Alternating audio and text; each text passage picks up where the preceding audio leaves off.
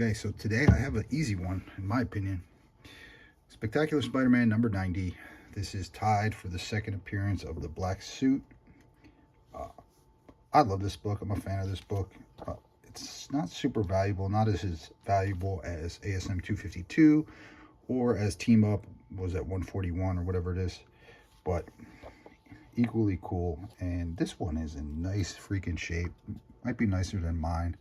I'm pressing this for somebody. Got a little tick right there. Right there. Another little tick right there.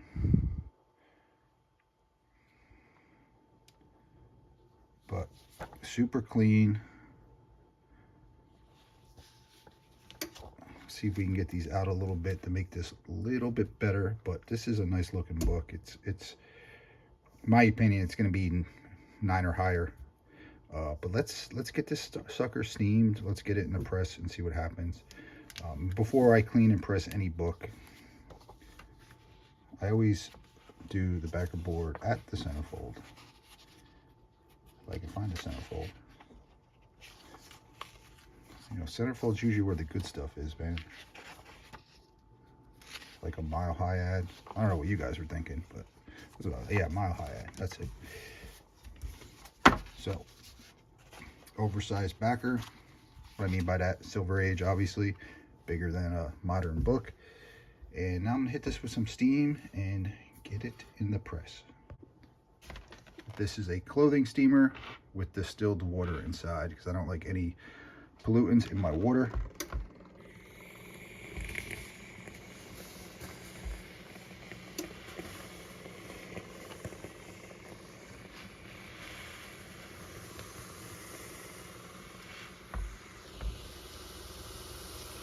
You always want to get that steam where the issues are.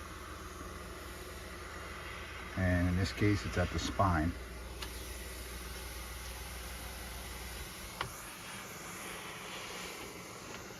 Back cover is pretty tight, but we'll steam it anyway.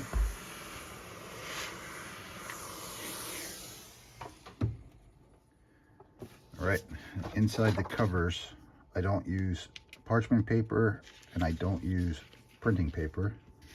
I have been using cardstock because it's a little firmer. It helps get out some of those imperfections a little bit better than the other two. So it's inside the back cover.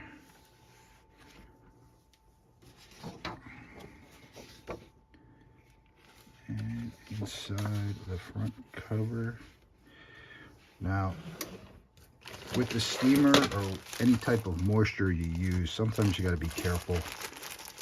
I could see it. You guys probably can't see it. There's little globs of water. You don't want to have any of those on the book when you put it in the press because that glob of water will become a circle stain. So let's just double check those. And on top, some people like using a backer on top. I do not. Reason being, the top of my press is metal. It's perfectly flat, smooth, clean metal. Why do I need anything more than that? So I have the press heated up to 160 degrees because this is a pulp book.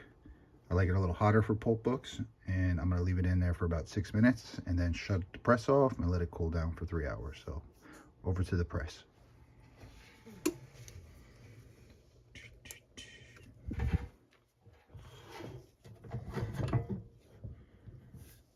As I say in all my videos, don't squish your book. It's too tight. Back it off a little bit.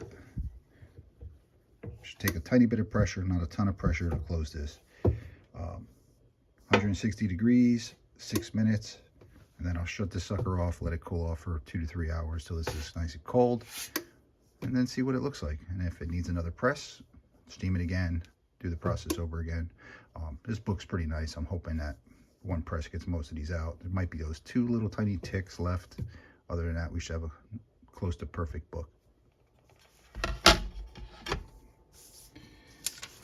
right, looks pretty good. As you can see, it's still got that tiny little tick.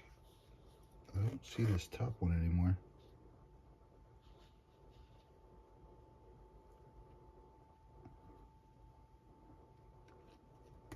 looks good. So that was a easy, quick press. I didn't have to scrub and clean this book because it was clean. There is a little tick right there. Other than that, man, perfect book, and it's a newsie on top of it. So hope you liked this video. If you did, hit that like button, hit that subscribe button so you can see me in the future. I try to do a pressing video once a week, so stay tuned. I'll see you guys soon.